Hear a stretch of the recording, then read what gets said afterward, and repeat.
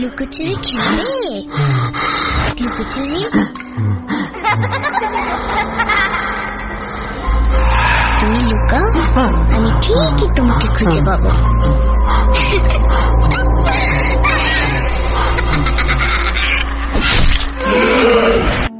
আমরা কথা না বাড়িয়ে সরাসরি ঘটনায় যাব, কারণ কথা কেউ পছন্দ করেন না, সবাই চান ঘটনা শুনতে।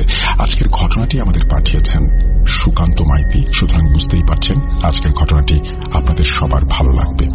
চলুন কথা না বাড়িয়ে শুরু করা যাক। আসসালামু আলাইকুম রাসেল ভাই, জানি আল্লাহর রহমতে আপনি সর্বদাই ভালো থাকেন। রাব্বি ভাই সহ ভূত.com এর সমগ্র টিমের প্রতি স্নেহ ও ভালোবাসা জ্ঞাপন করে আজ আবারও হাজির হলাম একটি লোমহর্ষক ঘটনা নিয়ে। ভুল ত্রুটি ক্ষমা সুন্দর দৃষ্টিতে দেখার অনুরোধ রইল। চলুন ঘটনায় যাওয়া যাক। ঝাড়গ্রাম পশ্চিমবঙ্গের এক বিস্তীর্ণ অঞ্চল, যেখানে গভীর জঙ্গল, পুরনো রাজবাড়ি আর এক সময়ের রাজার বংশধরদের নানা গা ছমছমে কাহিনী আজও লোকমুখে ফেরে। দিনের আলোয় এই অঞ্চল যতটা সবুজ আর মনোরম, রাতের অন্ধকারে ঠিক ততটাই ভয়াবহ আর রহস্যময়। এখানে বহু বছর ধরে চলে আসা লোককথায় আছে এক অভিশপ্ত ডাইনি। কেউ বলে সে অশরীরী, কেউ বলে সে মানুষ খেকো। কিন্তু আজ আমি যে ঘটনাটি বলতে চলেছি, এটা কোনো লোককথা নয়। এটা আমার এক বন্ধু নন্দিনীর সাথে ঘটে যাওয়া একটি লোমহর্ষক ঘটনা। নন্দিনী আজ আর আমাদের মাঝে নেই, কিন্তু তার শেষ রাতের ঘটনা এখনো অনেকের মুখে মুখে ফেরে। আর যারা সেই রাতে তার সাথে ছিল, তারা কেউই স্বাভাবিক জীবনে ফিরতে পারেনি। এই বলে ঋত্বিক থেমে ডুকরে কেঁদে ওঠে। নমস্কার শ্রোতা বন্ধুরা, পবিত্র ঈদ উল ফিতর উপলক্ষে আপনাদের বড় কোনো ঘটনা উপহার দিতে পারিনি, তার জন্য দুঃখিত। আজ আপনাদের সেই চাহিদা পূরণ হবে ইনশাল্লাহ। জানি আপনারা সবাই আল্লাহর রহমতে ভালো আছেন, সুস্থ আছেন। আজ আবারও একটি অদ্ভুত লোমহর্ষক ঘটনা নিয়ে হাজির হয়েছি। ঘটনাটি কলকাতা থেকে ভূত.com এর একজন একনিষ্ঠ শ্রোতা পাঠিয়েছেন। কিছু ব্যক্তিগত কারণবশত তিনি তার নাম প্রকাশে অনিচ্ছুক, তাই ঘটনায় উল্লেখিত তার নাম সহ বাকিদের ছদ্মনাম ব্যবহার করলাম। চলুন আর কথা না বাড়িয়ে ঘটনায় যাওয়া যাক। ব্যক্তিটির নাম ঋত্বিক। ঋত্বিক যেভাবে বলেছে আমি সেইভাবে তার মতো করে উপস্থাপন করলাম। ঋত্বিক বলতে শুরু করেন।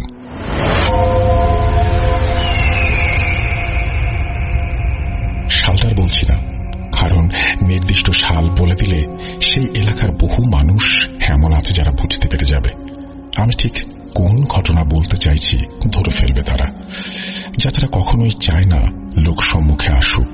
বিষয়টা এমনই গোপন। যাই হোক, তখন ছিল গ্রীষ্মকাল। আমরা কয়েকজন বন্ধু মিলে ঝাড়গ্রামের একটা নির্জন গ্রামে ক্যাম্পিং এর জন্য যাই। গ্রামের নাম পাথরগাঁটি। ঝাড়গ্রামের ছোট্ট একটি গ্রাম, ছদ্মনাম, যেখানে দিনের আলোয় প্রকৃতি সবুজ আর শান্ত মনে হলেও রাতের অন্ধকারে অদ্ভুত এক অনুভূতি গ্রাস করে। গ্রামের বাড়িগুলোর মধ্য দিয়ে বয়ে চলা সরু গলি আর উঁচু গাছপালার আড়ালে গা ছমছমে যেন কোনো রহস্য লুকিয়ে থাকে। সেই গ্রামের এটাই সাধারণ চিত্র। কিন্তু এখানে এমন এক ঘটনার জন্ম হয়েছিল যার গল্প এখনো লোকমুখে ঘুরে বেড়ায়, আর সেটা হলো এক ডাইনির অভিশাপ।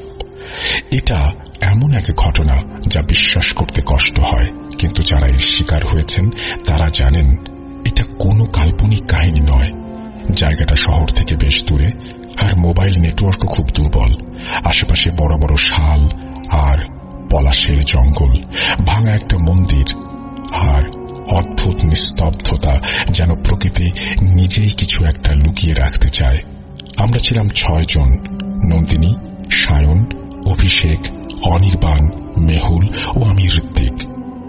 ঝাড়গ্রামে স্টেশনে নেমে দামাদামি করে আমরা যতক্ষণে একটি অটো ঠিক করলাম, ততক্ষণে বিকেল গড়িয়ে শাল পলাশের সবুজে রাঙা অরণ্যের অন্ধকারাচ্ছন্ন আঁচলে ঢলে পড়তে শুরু করেছে সূর্য। পাথরঘাটি গ্রাম ঝাড়গ্রামের সভ্যতার শহরতলির আলো থেকে প্রায় ৩০-৩৫ কিলোমিটার দূরে ঘন অরণ্যের মাঝে একটি প্রত্যন্ত গ্রাম। এটি পৌঁছাতে যে রাত হবে সে বিষয়ে কোনো সন্দেহ নেই। এই নন্দিনীর যত সব বাড়াবাড়ি, ও এক প্রকার জোর করে এই ট্যুরের প্ল্যানটা অর্গানাইজ করে, আর আমাদের সবাইকে রীতিমতো জোর করে ধমক দিয়ে নিয়ে এসেছে। কলেজের টপার নন্দিনী, তাই বাকি আমাদের মতো ব্যাক বেঞ্চাররা না বলি কি করে। অগত্যা সবাই মিলে অটোতে উঠে বেরিয়ে পড়লাম অজানা অমোঘ টানে।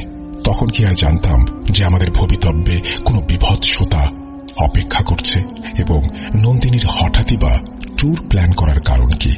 যাই হোক, মিনিট ২০ মধ্যে দেখলাম আমাদের অটো কালো মসৃণ পিচের মায়া ত্যাগ করে এবড়ো খেবড়ো লাল মাটির রাস্তা ধরে ঘন জঙ্গলের বুক চিরে গন্তব্যের দিকে এগিয়ে চলেছে। এদিকে সন্ধ্যা ততক্ষণে ধীরে ধীরে গাঢ় অন্ধকারে ঘনীভূত হতে শুরু করেছে। অটোর ভুটভুট শব্দ ব্যতীত ঝিঁঝি পোকার ডাক ক্রমশ গাঢ় হচ্ছিল। কলেজে প্রথম যেদিন নন্দিনীর সাথে আলাপ হয়েছিল সেদিন থেকেই জানতাম ও ভীষণ ডাকাবুকো। না হলে র্যাগিং করতে আসা থার্ড ইয়ারের বড় দাদাদের কেউ এভাবে সাহায্য করতে পারে? যাই হোক, পাথর গাঁটিতে পৌঁছাতেই খেয়াল করলাম নন্দিনী আগে থাকতেই স্থানীয় দুজন যুবকের সাথে কেমন করে যেন যোগাযোগ করে আমাদের থাকার জন্য জঙ্গল লাগোয়া দুটি তাঁবু খাটিয়ে রেখেছে। যুবক দুজনের বয়স ওই ২০-২২-এর মতো হবে। একজনের নাম শ্যাম মাহাত আর অপরজনের নাম রতন মান্ডি। তাঁবুতে জিনিসপত্র নামাতে নামাতে রাত্রি ততক্ষণে সেদিনের জন্য পাকাপাকি ভাবে ভোর পর্যন্ত জাগিয়ে বসতে তৎপর। ব্যাগপত্র সব নামিয়ে রতন তাদের আঞ্চলিক ভাষায় শ্যামকে কিছু একটা বলে আমাদের থেকে বিদায় নিয়ে অন্ধকারাচ্ছন্ন গ্রামের গলিতে মিলিয়ে গেল। আমরা অবাক হয়ে শ্যামের দিকে তাকাতে শ্যাম মাহাত আধো আধো ভাঙা বাংলায় বলে, আরে রতন গ্রামে গেল তোদের জন্য জিনিসপত্র আনতে, তোরা কি রাতে খাবি ক্লাই? দাঁড়া, আমি ততক্ষণে আগুন জ্বালানোর ব্যবস্থা করি। এই বলে শ্যাম মাহাত আমাদের জন্য তাঁবুর পাশে বসার ব্যবস্থা করে তার সামনে বেশ উঁচু করে একটি বনফায়ার সাজিয়ে তার থেকে হাত 10 দূরে রান্নার জন্য লাল নুড়ি পাথর দিয়ে একটি উনুন বানিয়ে তাতে আগুন জ্বালাতে ব্যস্ত হয়ে পড়ে। বনফায়ারের শিখা ধীরে ধীরে গগনচুম্বী হয়ে উঠতে শুরু করে। আমরা সবাই তার চারপাশে গোল করে বসে জমিয়ে আড্ডা দেওয়া শুরু করলাম। রতন মান্ডি তখনও ফিরে আসেনি, তাই বুঝতে পারছিলাম রাতের খাবার রেডি হতে এখনো অনেক বাকি। শ্যামের মুখে আবার শুনলাম নন্দিনীর কথা মতো নাকি আমাদের জন্য বুনো মোরগের ঝাল ঝাল লাল ঝোলের বন্দোবস্ত করা হয়েছে। ফলে সময় তো লাগবেই, অগত্যা কি আর করা যাবে। আড্ডার পসার বাড়াতে শুরু করলাম। আমরা ততক্ষণ পর্যন্ত এটা জানতাম না যে নন্দিনী হঠাৎ এইভাবে এই ট্যুরের প্ল্যানটা কেন করলো। আড্ডা বেশ জমে উঠেছে, প্রায় আধা ঘন্টা মতো সময় কেটে গেছে। এমন সময় প্রথমবারের মতো নন্দিনী এই ট্যুরের মূল উদ্দেশ্যটা খোলাসা করে আমাদের সামনে উপস্থাপন করল। সে বলে, তোরা কি জানিস এই জঙ্গলে নাকি এক সময় এক ভয়ঙ্কর মহিলা থাকত, সবাই তাকে রক্তমুখী ডাইনি বলে ডাকত। এও শুনেছি সে নাকি গ্রামের লোকদের রক্ত পান করত। যারা তাকে দেখেছে তারা আর ফিরে আসেনি। আজও গভীর রাতে যদি কেউ 3 বার জোর গলায় তার নাম ধরে ডাকে, সে সামনে এসে দাঁড়ায়। নন্দিনীর মুখে রক্তমুখী ডাইনির নাম শুনে বাকিরা হো হো করে হেসে উঠলেও সেই হাসির পরিসমাপ্তি মাঝপথেই থেমে যায়। অন্ধকারাচ্ছন্ন লাল মাটির রাস্তার ওপর ঝনঝন করে কিছু মেটালিক বস্তু পড়ার শব্দ হয়। দেখলাম শ্যাম মাহাতো আতঙ্কে, এটা কি বলছিস দিদিমণি? হে, তুই কার নাম লিখছিস? তুই জানিস লাই, এই নাম লেয়া বারণ। বাকিদের হাসির রব উঠলেও এই সমস্ত অতি প্রাকৃতিক বিষয় নিয়ে হাসাহাসি আর কি আমি মোটেও পছন্দ করতাম না। পাশে থাকা টর্চ লাইটটা আওয়াজের উৎসের দিকে ফেলতে বুঝতে পারলাম রতন মান্ডি আমাদের রান্নার জন্য আনা বাসন কোসন নিয়ে চমকে উঠে হুড়মুড়িয়ে পড়েছে। শ্যাম ছুটে গিয়ে তাকে ধরে তোলার সময় লক্ষ্য করলাম রতন থরথর করে কাঁপছে। উঠতে উঠতে কাঁপা কাঁপা স্বরে রতন বলে উঠল, শ্যাম, এরা কেন এসেছে বটে? তুই বললি যে শুধু জঙ্গল দেখতে এসেছে, তাইলে দিদিমণি ওই নাম লিখছে কেন? ভাই, কেউ বাঁচবে ক্লাই, চল আমরা পালাই, এখানে থাকলে আমরাও মারা পড়ব। পরিস্থিতি হাতের নাগালের বাইরে যাচ্ছে দেখে নন্দিনী তাড়াতাড়ি শ্যামের হাতে মোটা অঙ্কের কিছু বকশিশ গুঁজে দিয়ে বলল, আরে না না শ্যাম, তোমরা কিছু চিন্তা করো না, আমরা আর ওই নাম নেব না। তোমরা যাও, রান্না বান্না সব রেডি করে ফেলো তো, আমরা আরো কিছুক্ষণ আড্ডা দিই, তারপরে খাওয়া দাওয়া করব। এখন বুঝতে পারছি নন্দিনী কেন এখানে হঠাৎ করে ট্যুরের প্ল্যান করেছে। আসলে ও বরাবরই খুব সাহসী এবং এইসব অতি প্রাকৃত বিষয় নিয়ে কাঁটাছেঁড়া করা তার বরাবরের অভ্যেস। এসব কিছু মানতে সে যেরকম চায় না, সেরকম এসব কিছুর মধ্যে কোনো সত্যতা আছে কিনা তা খোঁজার চেষ্টা করে। যাই হোক, আমরা আবারও আড্ডায় মশগুল হলাম। বাকিরা তখনও ডাইনির বিষয়টা নিয়ে হাসাহাসি করছিল। রাত তখন 10:15 মতো বাজে। শ্যাম ও রতন আমাদের খাবার পরিবেশন করে। সায়নের কথা মতো আরো কিছু কষা মাংস একটি থালায় ঢেকে কোন রকমে বিদায় নিয়ে গ্রামের অন্ধকারাচ্ছন্ন গলিতে মিলিয়ে যায়। আসলে যখন থেকে তারা এই রক্তমুখী ডাইনির নাম শুনেছে, তখন থেকে কেমন যেন একটা অস্বস্তিতে ভুগছিল। যাওয়ার সময় নন্দিনীকে বলে যায় যে সকালে এসে সব বাসন কোসন নিয়ে যাবে। ওরা চলে যেতে দেখলাম বাকিরা ঝাড়া হাত পায়ে ভূত প্রেত ডাইনি নিয়ে হাসাহাসি আর আলোচনা শুরু করলো। আমি ওই এক থালা কষা মাংসের সদ্গতি করতে দেখলাম অভিষেক এবার ব্যাগ থেকে রঙিন পানীয় ভরা 2টি বোতল বের করল। আমি না খেলেও বাকিদের খাওয়ায় আমার কোনো আপত্তি ছিল না। দেখলাম নন্দিনীও ছোট্ট একটা গ্লাস নিয়ে বসল। আমার জন্য অবশ্য জুসের ব্যবস্থা ছিল। কয়েক মুহূর্ত কেটে যায়, সবাই যে যার মতো হাসি ঠাট্টা করছে। হাতে রঙিন গ্লাস, চোখে মুখে হালকা উত্তেজনা। আলো আঁধারির খেলা সেই রাতে এক অদ্ভুত গা ছমছমে পরিবেশ তৈরি করেছে। এমন সময় গ্লাসে লম্বা একটা চুমুক দিয়ে মেহুল মস্করা করে বলে, হায় রক্তমুখী, রক্তমুখী আয়, আয় রক্তমুখী, যদি সত্যি তুই থাকিস তো আমাদের সামনে আয়। এই দেখ, 3 বার তোর নাম নিলাম। কথাগুলো কানে যেতেই আতঙ্কে আমার হৃৎপিণ্ড যেন থমকে গেল। দেখলাম অদূরে ঝোপঝাড় হালকা দুলতে শুরু করেছে, তবে কিছুই ঘটল না। আমরা আবার নিজেদের গল্পে মেতে উঠলাম। কেউ গুরুত্ব দিল না মেহুলের কথাকে, কিন্তু মিনিট 2 কাটতে না কাটতেই হঠাৎ নন্দিনী উঠে দাঁড়ায়। শুনলি? বুঝলাম ওর কণ্ঠস্বর কাঁপছে। তোরা কি শুনতে পাচ্ছিস? কেউ কে যেন আমার নাম ধরে ডাকছে। আমরা সবাই চুপ, শুধু একে অপরের দিকে তাকাচ্ছিলাম। তুই নিশ্চয়ই ভুল শুনেছিস, সায়ন বলে উঠল। ওর মুখেও একটা অস্বস্তির ছাপ। কিন্তু দেখলাম নন্দিনী আমাদের কথা তোয়াক্কা না করে চারপাশে তাকিয়ে কাউকে খুঁজতে খুঁজতে বলে উঠল, তোরা তো এতক্ষণে জেনে গেছিস যে কি কারণে আমি এখানে এসেছি। সায়ন মস্করা করে রক্তমুখী ডাইনিকে ডাকলেও আমি সন্ধ্যা থেকে মনে মনে তাকে ডাকছি। সত্যিই যদি ও থেকে থাকে তবে আমাদের সামনে এসে দেখাক। জানি না ও কিনা, তবে আমি নিশ্চিত কেউ একজন আমার নাম ধরে ডেকেছে। দেখলাম নন্দিনীর চোখ দুটো আতঙ্কে বড় বড় হয়ে গেছে, মুখটা মৃত মানুষের মতো ফ্যাকাশে।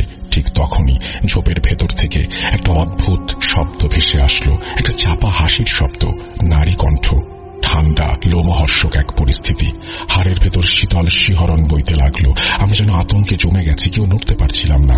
দম নিতে পর্যন্ত কষ্ট হচ্ছিল। গভীর রাতে এই নির্জন জঙ্গলে কুয়াশাচ্ছন্ন ঝোপের মধ্যে একজন মহিলা হাসছে, বিষয়টা মোটেও স্বাভাবিক না। হাসিটা ধীরে ধীরে স্পষ্ট হচ্ছিল, যেন খুব কাছাকাছি কেউ হাসতে হাসতে এগিয়ে আসছে। হঠাৎই খেয়াল করলাম চারিদিকে পিন ড্রপ সাইলেন্স। আমরা বুঝতে পারলাম কেউ একজন আমাদের এক দৃষ্টিতে দেখছে, ঠিক আমাদের পাশেই। খানিক বাদে হঠাৎই নন্দিনী যেন এক অদৃশ্য শক্তির টানে অন্ধকার ঝোপের দিকে এগিয়ে যেতে লাগলো। ওর হাঁটার ভঙ্গি দেখে মনে হচ্ছিল স্বাভাবিক না, শিথিল অথচ নিয়ন্ত্রিত গতিতেও এগিয়ে যাচ্ছিল, ঠিক যেন কেউ ওকে টেনে নিয়ে যাচ্ছে। আমরা হতবাক হয়ে চেয়ে রইলাম। নন্দিনী থাম, কোথায় যাচ্ছিস? অভিষেক আতঙ্কে চিৎকার করে ওঠে, কিন্তু নন্দিনীর কোনো বিকার নেই, যেন আমাদের কোনো অস্তিত্বই সে টের পাচ্ছে না। আমাদের গলার আওয়াজ যেন ওই ঘন অন্ধকারের ভেতর হারিয়ে যাচ্ছে। বাতাস ভারী হয়ে উঠছে, নিঃশ্বাস নিতে কষ্ট হচ্ছে। হঠাৎই এক দমকা ঠান্ডা হাওয়া আমাদের শরীর ছুঁয়ে বয়ে যেতেই গায়ের লোম দাঁড়িয়ে গেল। মুহূর্তেই তখনই সেই ভয়ানক হাসির শব্দটা আবারও শুনতে পেলাম। এবারে সেটা আরো বিকৃত, আরো তীক্ষ্ণ, এবং হাসিটা যেন আমাদের চারপাশেই প্রতিধ্বনিত হওয়া শুরু করেছে, ঠিক এমন ভাবে যেন জঙ্গল জুড়ে অদৃশ্য একাধিক কণ্ঠ হাসছে। আমরা আতঙ্কে ছুটে গিয়ে নন্দিনীর হাত ধরতে চাইলাম, কিন্তু সে আচমকাই অদ্ভুতভাবে বিপুল পৈশাচিক শক্তি দিয়ে আমাদের সবাইকে ধাক্কা মেরে ফেলে দেয়। আমরা মাটিতে লুটিয়ে পড়ি। চোখের সামনে কেবল নন্দিনীর দাঁড়িয়ে থাকা অবয়বটা দেখতে পেলাম, কিন্তু সেটা নন্দিনী ছিল না। মনে হলো ওর দেহের ভেতর কিছু একটা ঢুকে গেছে। ওর চোখ দুটো কোনো স্বাভাবিক চোখের পরিবর্তে যেন বিশাল ফাঁকা গভীর এক গহ্বর, যেন এক চিরন্তন শূন্যতা আমাদের দিকে তাকিয়ে আছে। আমরা উপলব্ধি করতে পারছিলাম চারপাশের গাছগুলো বদলে গেছে, সেগুলো যেন আরো লম্বা, আরো বিকৃত হয়ে গেছে। কালো ছায়ার মতো হাত বাড়িয়ে যেন ওরা আমাদের গ্রাস করতে চাইছে। বাতাসে একটা অদ্ভুত গন্ধ, কাঁচা রক্তের গন্ধ। নন্দিনী সামনের দিকে তাকিয়ে এক পুতুলের মতো অস্বাভাবিক শীতল কণ্ঠে ফিসফিস করে বলল, ও ডাকছে, আমাকে যেতে হবে। তারপর দেখি আচমকাই সে ছুটতে শুরু করেছে। আমরা চিৎকার করে ওকে ডাকতে চাইলাম, ছুটে গিয়ে ওকে ধরতে চাইলাম, কিন্তু বিশ্বাস করুন কিছুতেই পারছিলাম না। ও যেন অস্বাভাবিক গতিতে ছুটছিল। পায়ের নিচের শুকনো পাতাগুলো মচমচ করে ভেঙে গুড়িয়ে যাচ্ছিল। আমাদের চিৎকার, আমাদের আতঙ্ক কিছুই যেন ওর কানে পৌঁছচ্ছিল না। নন্দিনী জঙ্গলের অন্ধকারে মিলিয়ে যায়, আর ঠিক সেই মুহূর্তে আমরা শুনতে পেলাম জঙ্গলের গভীর থেকে ভেসে আসা একটা কর্কশ আর্তনাদ। সেই আর্তনাদ নন্দিনীর নাকি অন্য কারো আমরা জানতাম না, কিন্তু অনুভব করলাম আমাদের চারপাশে কিছু আছে, আমাদের দেখছে, যেন অপেক্ষা করছে। আমরা আতঙ্কে দিশেহারা হয়ে পড়ি। বুকের ভেতর হৃদস্পন্দন এত জোরে ধকধক করছিল যেন মনে হচ্ছিল এই বুঝি সেটা ছিঁড়ে বেরিয়ে আসবে। অনির্বাণ আতঙ্কে ফিসফিস করে বলল, নন্দিনীকে যদি খুঁজতে যাই তাহলে হয়তো আমরাও ফিরে আসব না। কথাগুলো ঠিকই, কিন্তু ওকে এভাবে একা ফেলে যাওয়াটাও সম্ভব না। চারপাশের নিস্তব্ধতা আরো গা ছমছমে হয়ে উঠেছিল, যেন জঙ্গলটা আমাদের দিকে এক দৃষ্টে চেয়ে আছে। আমরা টর্চ জ্বালিয়ে জঙ্গলের ভেতর ঢুকলাম। আলো টলমল করে কাঁপছিল, আর আমাদের পায়ের নিচে শুকনো পাতা মচমচ শব্দ তুলে ভেঙে যাচ্ছিল। চারিদিকে শুধু অন্ধকার আর কুয়াশার মোটা চাদর। কয়েক মিনিট পর আবারও আমরা সেই বিকট পৈশাচিক হাসি শুনতে পাই। শব্দটা যেন ঠিক সামনে থেকেই আসছিল, একটা গভীর বিকৃত হাসি, যেন কোথা থেকে ফাঁপা কণ্ঠে আমাদের নাম ধরে কেউ ডাকছে। আতঙ্কে গা দিয়ে যেন ঠান্ডা ঘাম গড়িয়ে পড়ছিল। কয়েক মুহূর্ত চলার পর সামনে আলো ফেলতেই আমাদের নিঃশ্বাস বন্ধ হয়ে আসে। সামনে দাঁড়িয়ে আছে একটা লম্বা কঙ্কালসার মহিলা। তার মাথা উল্টো দিকে ঘুরে আছে, জিভ ঝুলে আছে বুক পর্যন্ত, চোখ দুটো লালচে কালো, ফাঁপা, গভীর, যেন শূন্যতার গহ্বরে ডুবিয়ে দেবে। আমরা চিৎকার করতে গিয়েও পারলাম না, গলা শুকিয়ে কাঠ হয়ে গেছে। তার ঠিক পেছনে আচমকা যে দৃশ্যপটটা আমাদের চোখের সামনে ভেসে ওঠে, সেটা দেখার জন্য আমরা মোটেও প্রস্তুত ছিলাম না। আমাদের শরীর ভয়ে শিথিল হয়ে আসে। আমরা দেখি একটা বিশালাকায় আধ পোড়া শুকনো গাছ, সম্ভবত বট গাছ, যার ডালে ঝুলছে নন্দিনী। ওর দেহ কাঁপছে না, দুলছে না, কিন্তু অদ্ভুতভাবে আমাদের দিকেই তাকিয়ে আছে। ওর মুখের চামড়া যেন গলতে শুরু করেছে, কালচে হলদেটে মাংস ঝুলে পড়েছে। চোখের জায়গায় গভীর অন্ধকার ফাঁকা গর্ত, যার ভেতর থেকে থকথকে কিছু একটা গড়িয়ে পড়ছে। আমরা বিস্ফারিত দৃষ্টিতে দেখলাম নন্দিনীর ঠোঁট বাঁকা হয়ে ধীরে ধীরে ফাঁক হলো।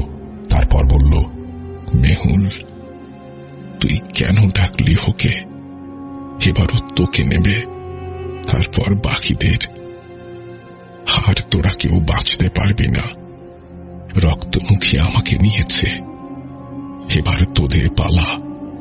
সেই বিভীষিকার মাঝেও স্পষ্ট বুঝতে পারছিলাম নন্দিনী আর বেঁচে নেই, কিন্তু এটা বুঝতে পারছিলাম না ওর ভেতর থেকে কে বা কারা কথা বলছে। আর ঠিক তখনই গোটা জঙ্গলে বিকট চিৎকার ভেসে উঠল। চারপাশের গাছপালাগুলো কাঁপতে শুরু করলো, পাতাগুলো নিজের থেকেই মাটিতে ঝরে পড়ল। আমরা বুঝতে পারছিলাম হয়তো রক্তমুখী ডাইনি আমাদের রেহাই দিবে না। আমরা যখন জঙ্গলের ভেতরে নন্দিনীকে খুঁজতে ঢুকেছিলাম, তখন থেকে অদ্ভুত সব ঘটনা ঘটতে শুরু করেছিল। শীতল বাতাসের মধ্যে ফিসফিসানি, বিকৃত হাসি, আর সেই অদ্ভুত পায়ের আওয়াজ, যা আমরা আগে কখনো শুনিনি। এ যাবৎ ভূত প্রেত পিশাচ বিশ্বাস না করলেও ততক্ষণে সবার গভীর ভয় ও বিশ্বাস শক্ত আঠার মতো জাঁকিয়ে বসেছিল। নন্দিনীর রক্তমুখী ডাইনির গল্প এই এলাকায় দীর্ঘদিনের মানুষের বিশ্বাস চাক্ষুষ সামনে উপস্থিত। এখন বুঝতে পারছি নন্দিনী প্রথম থেকেই ডাইনির বশে চলে গিয়েছিল, এবং এটা স্পষ্ট যে ও ডাইনির ডাকে সাড়া দিয়েছিল।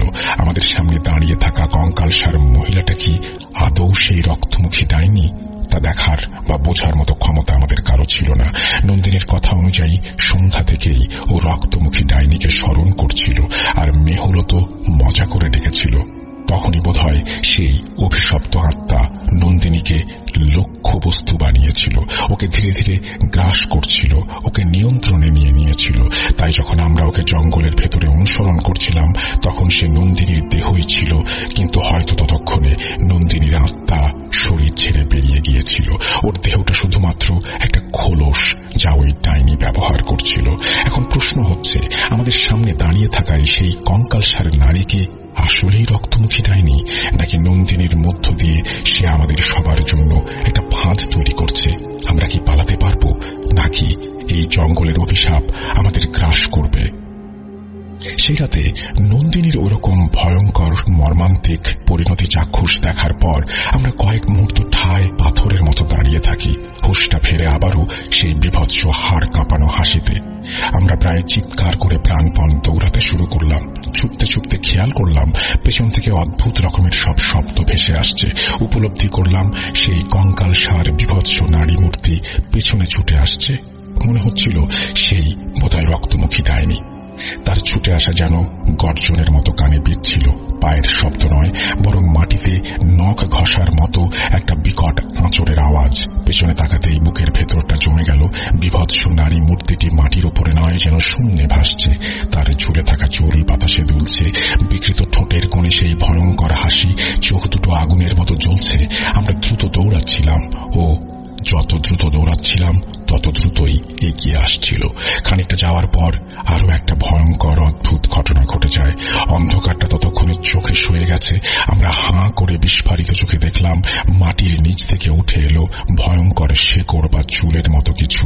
কৃষ্ণ গহ্বরের মতো কালো পিচ্ছিল, যেন সরীসৃপের মতো পাক খাচ্ছে। ওগুলো জীবন্ত। আমরা আতঙ্কে পালানোর আগেই ওগুলো আমার পা টেনে ধরল, পায়ের গোড়ালি শক্ত করে চেপে ধরল। ঠান্ডা মৃত মানুষের মতো একটা অনুভূতি ছড়িয়ে পড়ল শরীরে। আমি অনুভব করলাম আমরা বোধহয় কেউ আর এখান থেকে বেরিয়ে যেতে পারবো না। সায়ন আর ধৈর্য ধরে রাখতে পারল না। আচমকাই চিৎকার করে উঠে ওগুলো ছিঁড়ে ফেলতে চাইল। অভিষেক মরিয়া হয়ে মাটি আঁকড়ে ধরে টেনে বের হওয়ার চেষ্টা করছিল, কিন্তু কেউই কিছু করতে পারছিল না। বাকিরা ভগবানের উপর ততটা বিশ্বাস না করলেও আমি ভগবানে বিশ্বাস করতাম। আমার পরিবার কুলীন উচ্চ বংশীয় ব্রাহ্মণ পরিবার। বাড়িতে শালগ্রাম শিলা প্রতিষ্ঠিত। আমি দিগ্বিদিক জ্ঞান হারিয়ে আমার ইষ্ট দেবতার নাম স্মরণ করতে শুরু করি। শরীর ততক্ষণে ক্লান্ত হয়ে ধীরে ধীরে শিথিল হয়ে আসছিল। তখনই আকাশ কাঁপিয়ে বিকট বজ্রপাতের মুহূর্তের জন্য চারপাশটা দুধ সাদা আলোয় ভরে উঠল, আর সেই সঙ্গে ডাইনির চিৎকার। কিন্তু সেই চিৎকার এ যাবতীয় চিৎকার গর্জনের থেকে আলাদা। সেই চিৎকার যেন বাতাস কাঁপিয়ে দিচ্ছিল। আমাদের কানের পর্দা ফেটে যাওয়ার উপক্রম। চোখের সামনে সব তালগোল পাকিয়ে ঘুরতে লাগলো। আমরা ধপ করে মাটিতে লুটিয়ে পড়লাম। চোখের সামনে যেন অন্ধকার নেমে এলো। পরদিন সকালে চোখ খুলতে দেখি বেশ কয়েক জোড়া অচেনা চোখ আমাদের ওপর অদ্ভুত কৌতূহলী ভঙ্গিমায় ঝুঁকে আছে। আমরা চিৎকার করতে গিয়েও থমকে যাই। গত রাতের আতঙ্কটা তখনও কাটেনি। দেখি অপরিচিত মুখের ভিড়ে দুজন পরিচিত মানুষ দাঁড়িয়ে আছে, শ্যাম মাহাত ও রতন মান্ডি। ধীরে ধীরে ঠাহর করতে পারলাম আমরা একটা মাটির বাড়ির দালানে শুয়ে আছি। কিছু বলে ওঠার আগেই শ্যাম এগিয়ে এসে সমস্তটা খুলে বলল যে কি করে আমরা এখানে এলাম। শ্যাম জানায় যে তারা যথারীতি সকালে আমাদের তাঁবুর দিকে গিয়েছিল রাতের বাসন কোসন আনতে, কিন্তু গিয়ে দেখে তাঁবু ফাঁকা, কেউ নেই।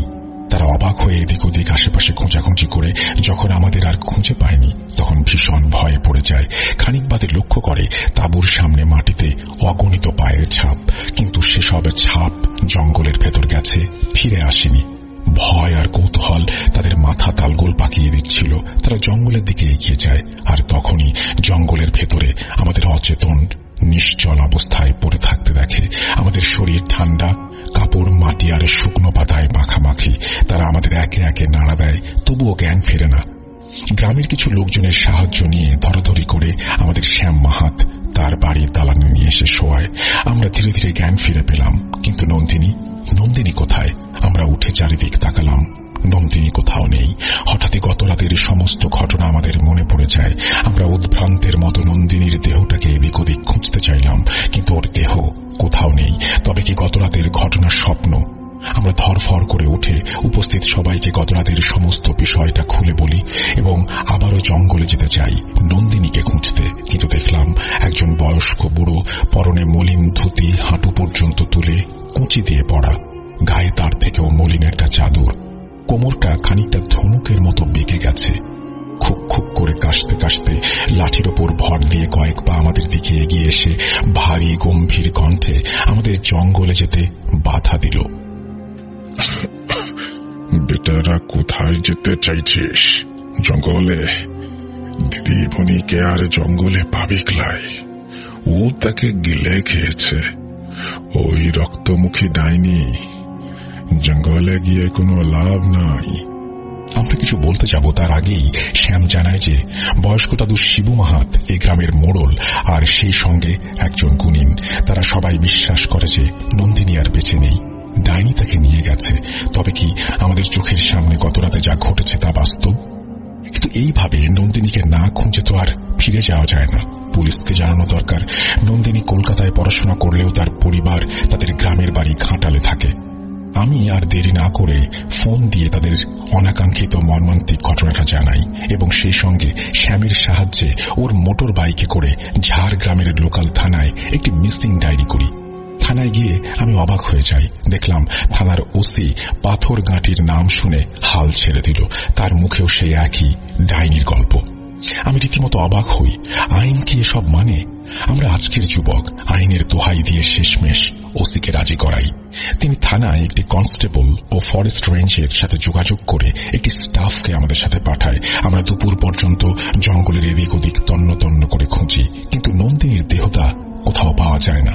শ্যামের কথা মতো সেই জঙ্গলের শেয়াল থাকলেও এমন কোন হিংস্র জন্তু জানোয়ার নেই যে নন্দিনীর দেহটা টেনে নিয়ে যাবে। শেষে খুঁজতে খুঁজতে সেই প্রকাণ্ড আধ পোড়া বটগাছটার কাছে পৌঁছাতেই শুধু আমরা নয়, কনস্টেবল সহ গ্রামের লোকজন ভয়ে কয়েক পা পিছিয়ে যায়। সবাই বলে ওঠে, এ তো সেই আধপোড়া রক্তমুখী ডাইনির কাজ। আমাদের মন তখনও গত রাতের ঘটনাটাকে কাল্পনিক বলে প্রমাণ করতে চাইছিল, অথচ গাছের গায়ে রক্তের ছিটে ফোটা স্পষ্ট। চিহ্নগুলো কেমন যেন অদ্ভুত, যেন কেউ কিছু লিখতে চেয়েছিল কিন্তু অসম্পূর্ণ থেকে গেছে। আমরা কাঁপতে কাঁপতে সেই বিভৎস আধপোড়া গাছটার দিকে তাকাতেই হঠাৎ নজর তার পেছনে গেল। সেই ভর দুপুরে গাছের পেছনে কেমন একটা জমাট বাঁধা অন্ধকার দেখে আমরা সবাই আঁতকে উঠি। আর তখনই বুঝতে পারলাম এই অভিশপ্ত জঙ্গল আমাদের ছেড়ে দেয়নি। নন্দিনী এখানেই আছে। সেই রক্তমুখী ডাইনি নন্দিনীকে হয়তো আটকে রেখেছে বা মেরে ফেলেছে, কিন্তু কিভাবে? আজও ঝাড়গ্রামের সেই জঙ্গলে কেউ রাতে যেতে চায় না, কারণ যারা যায় তারা আর ফিরে আসে না। আর আমরা জানি না সেদিন ঈশ্বরের কোন অশেষ কৃপায় আমরা বেঁচে গিয়েছিলাম। তবে আজও সেই রাতের দুঃস্বপ্ন আমাদের তাড়া করে। সেই ডাইনির বিকৃত মুখ, নন্দিনীর ঝুলে থাকা দেহ আর চাপা হাসি। নন্দিনীর পরিবারের লোকজন দুপুরের পর পৌঁছে গিয়েছিল। যতক্ষণে তারা নন্দিনীর জিনিসপত্র ব্যাগ নিয়ে পাথর গাঁটি ছাড়ালো, ততক্ষণে সূর্য ম্লান মুখে পশ্চিমের জঙ্গলে মুখ লুকাতে মরিয়া। বাকিরা নন্দিনীর পরিবারের গাড়িতে ফিরে গেলেও আমিও অভিষেক সেই রাতে শ্যাম মাহাতের বাড়িতে থেকে গেলাম। কেন জানি না মনের মধ্যে বেদনা, ক্রোধ, কৌতূহল একই সঙ্গে কুড়ে কুড়ে খাচ্ছিল আমাদের। জানার খুবই ইচ্ছে ছিল কেই রক্তমুখী ডাইনি। রাতে খাওয়া দাওয়া শেষে শ্যাম আমাদের তার দাদুর কাছে নিয়ে গেল। শ্যামের দাদু তখন রাতের খাওয়া সেরে বৈঠকখানায় খাটিয়ার উপর বসে গড় গড় করে একটি কালো হুঁকোয় লম্বা লম্বা টান দিচ্ছে। আমাদের দেখে খুক খুক করে কেশে ইশারায় পাশে থাকা বেতের মোড়ার উপরে বসতে বলল। হুঁকো একটা লম্বা টান দিয়ে হাঁপানির টানে বেকায়দায় পড়ে প্রবল বেগে কেসে উঠল। বুড়োর হাঁপানির টানটা বেড়েছে দেখে শ্যাম তাদের আঞ্চলিক ভাষায় কিছু একটা বলে হুঁকোটা ছাড়িয়ে খাটিয়ার পাশে রেখে দিল। বুঝলাম শ্যাম বোধহয় দাদুকে হুঁকো টানতে দিবে না। আমরা যে রক্তমুখী ডাইনির বিষয়ে জানতে সেদিন গিয়েছিলাম, বুড়োকে শ্যাম সন্ধ্যায় সেটা জানিয়ে রেখেছিল। হয়তো একদিন আগে হলেও এসব ভূত প্রেত পিশাচ ডাইনির বিষয়টাকে নেহাত গাল গল্প বলে উড়িয়ে দিতাম। কিন্তু চক্ষু কর্ণের বিবাদ ভঞ্জন ঘটেছে গত রাতেই। আমাদের অনুরোধে শ্যামের দাদু হাঁপাতে হাঁপাতে রক্তমুখী ডাইনির আবির্ভাবের ইতিহাসটা জানালেন। সেই বিভৎসতার সবটা বলা সম্ভব নয়, তাই মোটামুটি যতটা বলা সম্ভব জানাচ্ছি। শিবু মাহাতের কথা অনুযায়ী সময়টা ছিল 60-এর দশকের কোনো একটা বছর। ঝাড়গ্রামের এই ছোট্ট গ্রাম পাথর গাঁটিতে জঙ্গল লাগোয়া একটা চালা ঘরে একদা এক মহিলা বাস করতে শুরু করে, যার নাম বিনা। বিনা যে ঠিক কোত্থেকে এসে এখানে থাকতে শুরু করেছিল তা কেউ জানে না।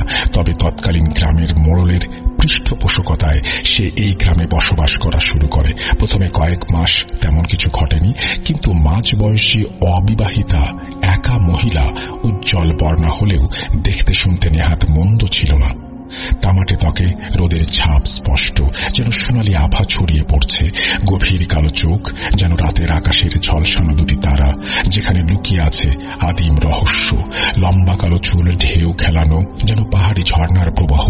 হাওয়ায় উড়লে মনে হয় বন দেবীর আশীর্বাদ নিতে এসেছে। তার ঠোঁট পাতার রসে ভেজা, অল্প একটু হাসলেই কুসুম ফুটে ওঠে।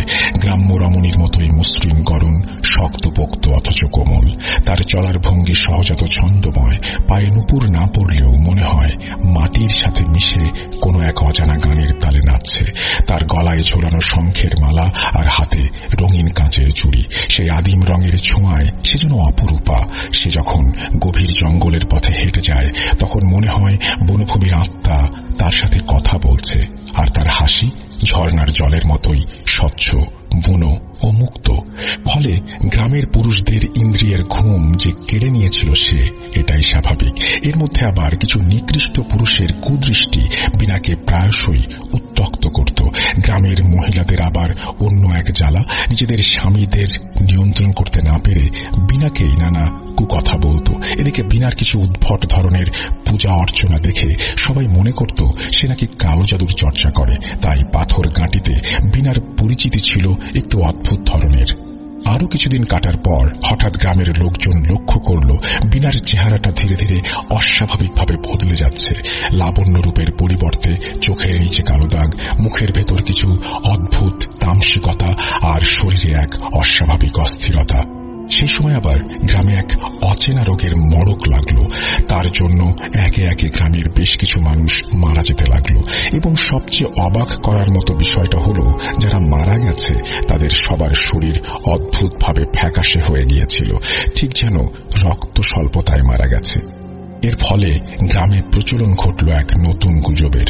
বিনা নাকি রক্তমুখী ডাইনি, সেই মানুষের রক্ত চুষে খাচ্ছে এবং একে একে মানুষ মারা যাচ্ছে। মোড়ল প্রথমে বিষয়টি গুরুত্ব দেয়নি। তার মতো করে বিভিন্ন সাধনার মাধ্যমে সেই মড়ক থেকে নিস্তারের রাস্তা খুঁজছিলেন তিনি। একদিন সন্ধ্যায় গ্রামে এক শোরগোল উঠল। দিনটা ছিল অমাবস্যা। কয়েকজন গ্রামবাসী সন্ধ্যায় কাঠ কেটে জঙ্গল থেকে ফেরার সময় বিনা জঙ্গলের মাঝে ভর সন্ধ্যায় একটি প্রকাণ্ড বটগাছের নিচে দাঁড়িয়ে হাতে গোটা কয়েক কালো ফুল নিয়ে বিড়বিড় করে কিছু একটা পড়ছিল। তা দেখে সেই কাঠুরেরা ছুটে গিয়ে গ্রামবাসী সহ গ্রামের মোড়ল শিবু মাহাতার বাবাকে বিষয়টা জানায়। সেই সন্ধ্যায় মোড়লের বাড়িতে বিনাকে নিয়ে সবাই একটা আলোচনায় বসে। বিনার বিষয়ে কিছু সিদ্ধান্ত নেওয়ার আগেই ভিড়ের মাঝখান থেকে একজন প্রবীণ মহিলার তীব্র কণ্ঠস্বর ভেসে ওঠে। ওটা ডাইনি বটে। মোড়ল, তুই একটা বিহিত কর। দেখছিস না রে, গ্রামে এক এক করে লোক মারা যাচ্ছে। ওকে এখন আর না আটকাইলে পুরো গ্রাম শ্মশান হবে। এই প্রত্যন্ত গ্রাম, তার উপর কুসংস্কার ছড়াতে বেশি সময় লাগে না। মহিলার কথাতেই গ্রামের মানুষ আরো উত্তেজিত হয়ে পড়ে।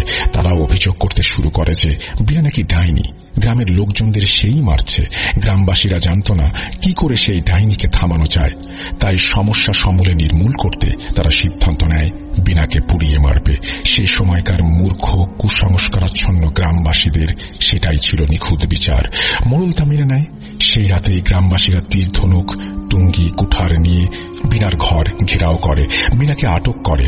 অচম্বিতে আক্রমণে বিনা হতভম্ব হওয়ার পর মুহূর্তে চিৎকার করে প্রতিবাদ করতে যাবে, কিন্তু ভিড়ের মাঝ থেকে কয়েকজন বয়স্ক মহিলা এসে তার চুলের মুঠি ধরে হিঁচড়ে তাকে টেনে নিয়ে যায়। মুখে কাপড় গুঁজে মুখ বন্ধ করে হাত পা বেঁধে দেয়। তখন বয়স্ক জোয়ান শিবু মাহাত চুপচাপ দাঁড়িয়ে সবকিছু দেখছিলেন। মন মেনে না নিলেও তার প্রতিবাদ তিনি করতে পারেননি। বাবা তথা গ্রামের মোড়লের বিরুদ্ধে যাওয়া মানে পুরো গ্রামের বিরুদ্ধে যাওয়া, যা শুধু অন্যায় নয়, ঘোর পাপাচার। সবাই মিলে রে রে খোল মাদল বাজাতে বাজাতে বিনাকে টানতে টানতে জঙ্গলের ভেতর সেই প্রকাণ্ড বট গাছটার কাছে নিয়ে যায়। এরপর তেল, সিঁদুর, কর্পূর আরো নানাবিধ দ্রব্য তার উপর ঢেলে বট গাছের সাথে তাকে বেঁধে দিয়ে মোড়লের নির্দেশে সবাই তার উপর জ্বলন্ত মশাল ছুড়ে দেয়। তেল কর্পূরে চপচপে জীবন্ত বিনার দেহটা নিমিষেই দাউ দাউ করে জ্বলে ওঠে জ্বলন্ত মশালের স্পর্শে। লেলিহান অগ্নিশিখা তখন বটগাছের চূড়া ছাড়িয়ে আকাশচুম্বী। তার ভেতর থেকে তখনও বিনার তীক্ষ্ণ আর্তনাদ বেরিয়ে আসছিল। তোরা বিনা দোষে আমাকে শেষ করলি, কিন্তু আমার সাধনাকে নয়। আমি ফিরে আসবো, তোদেরকে ছাড়ব না। কিন্তু সেই তীক্ষ্ণ আর্তনাদ অহরহ খোল মাদলের করমর্দনের ধ্বনিতে চাপা পড়ে যায়। আগুন যতক্ষণে নিভু নিভু ততক্ষণে জঙ্গলের পূবে শাল পলাশের আধার মেশানো পাতাগুলো ধীরে ধীরে সবুজ হতে শুরু করেছে। সকালে সবাই খেয়াল করল বিনার শরীরে ছাই ভস্য ধুলায় মিশে গেলেও বটগাছটা অদ্ভুত এক অতি প্রাকৃতিক ক্ষমতায় কেবল অর্ধেকই পুড়েছিল। বিনা শেষ।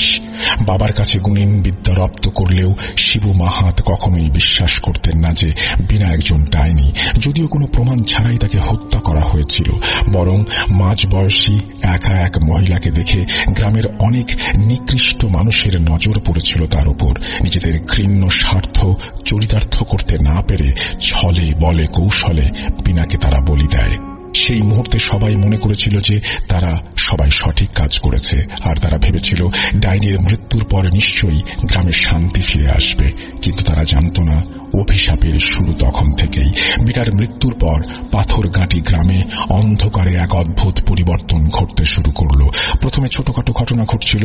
গ্রামবাসীরা মাঝে মাঝে রাতে জঙ্গলের গভীরে বিনার সুরেলা হাসি শুনতে পেত। কেউ কেউ বলছিল তারা নাকি বিনাকে রাস্তায় দাঁড়িয়ে থাকতে দেখেছে, আবার কেউ কেউ বলছিল তাদের বাড়ির জানালায় তার অবয়ব দেখা গেছে।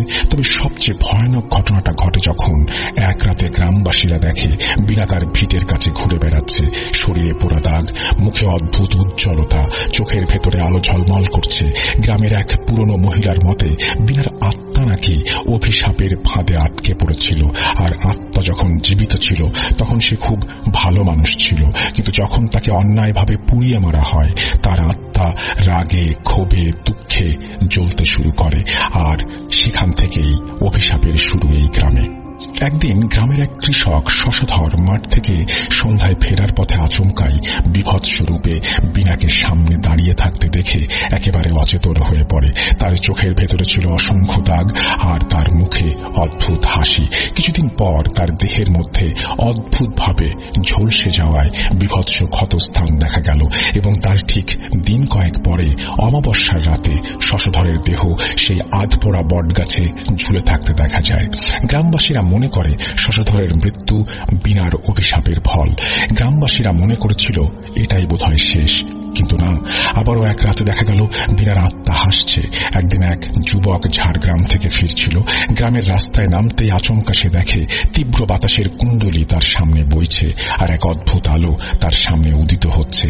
সেই আলোয় সে দেখতে পেল বিনার মুখ, কিন্তু সেটা ছিল অস্বাভাবিক, যেন তার চোখের ভেতর মৃত্যুর এক আগুন জ্বলছিল। সেই যুবক কিছু না বুঝে আতঙ্কে পালাতে শুরু করে। তার পেছনে তখন ঝোপঝাড় থেকে বিনার ছায়া ভেসে উঠছিল, আর তার হাসির আওয়াজ স্পষ্ট শোনা যাচ্ছিল।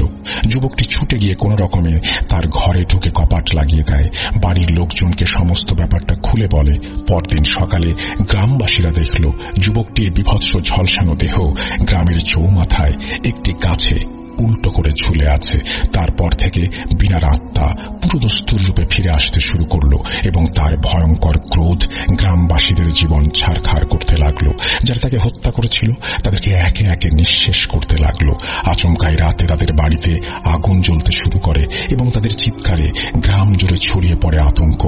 জঙ্গলের সেই আধপোড়া বটগাছের নিচে যেখানে বিনাকে পুড়িয়ে মারা হয়েছিল সেখানে প্রতি রাতে অদ্ভুত ঝিলিক দেখা যায়। এমনকি গ্রামের সবচেয়ে সাহসী পুরুষও রাতে বাইরে বের হতে সাহস পায় না।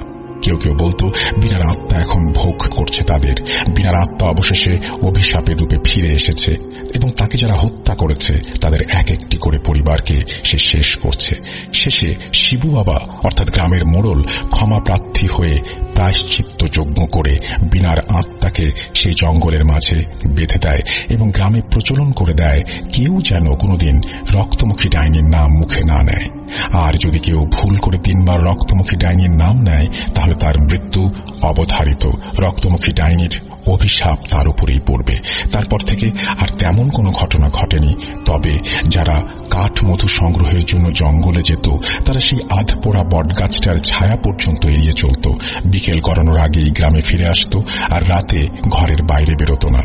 আজও নাকি রক্তমুখী ডাইনি বিনার হাসি রাতের গহীনে মাঝে মাঝে শোনা যায়। আজও পাথরঘাটির গ্রামবাসীরা বিনার আত্মার উপস্থিতি অনুভব করে। এখনো সেই আলো, সেই হাসি এবং সেই অভিশাপের গন্ধ পাথরঘাটির বাতাসে ভেসে বেড়ায়।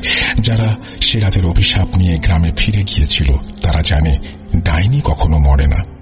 দাদা, আপনি যদি কোনোদিন ঝাড়গ্রামের পাথরঘাটের দিকে যান এবং রাতে কোনো মহিলা যদি আপনার নাম ধরে ডাকে তবে কখনোই সাড়া দেবেন না, কারণ একবার যদি রক্তমুখী ডাইনির নজরে পড়েন তাহলে আপনি আর বেঁচে ফিরতে পারবেন না। এই বলে ঋত্বিক থামেন। পরিশেষে ঋত্বিকের কথা অনুসরণ করে একটা কথাই বলবো, শ্রোতা বন্ধুরা, ঘটনা নিয়ে যদি কোনো সন্দেহ থেকে থাকে তাহলে যাবেন নাকি ঝাড়গ্রামের পাথরঘাটির জঙ্গলের সেই আধপোড়া বটগাছটার কাছে? সাহস থাকলে একবার ঘুরে আসুন। কিছু হলে আমি দায়ী নই। আর না হয় নিছক ঘটনা ভেবে উপভোগ করুন। আজকের মতো বিদায় নিচ্ছি। ইনশাল্লাহ আবারও দেখা হবে নতুন কোনো এপিসোডে। সবাই ভালো থাকবেন, সুস্থ থাকবেন। আল্লাহ হাফেজ। এই বলে সুকান্ত মাইতি তার ঘটনা শেষ করেছেন। আশা করছি তার এই ঘটনাটি আপনাদের ভালো লেগেছে। যদি ভালো লাগে অবশ্যই আমাদের জানাবেন, যদি ভালো না লাগে সেটাও আমাদেরকে জানাবেন। আর হ্যাঁ, ভালো কথা, সুকান্ত মাইতি আপনাকে অসংখ্য ধন্যবাদ আবারও ফিরে আসার জন্য, চমৎকার ঘটনা উপহার দেওয়ার জন্য। আশা করছি এইভাবেই সবসময় আপনাকে আমরা সাথে পাবো, কাছে পাবো। আপনি ভালো থাকবেন।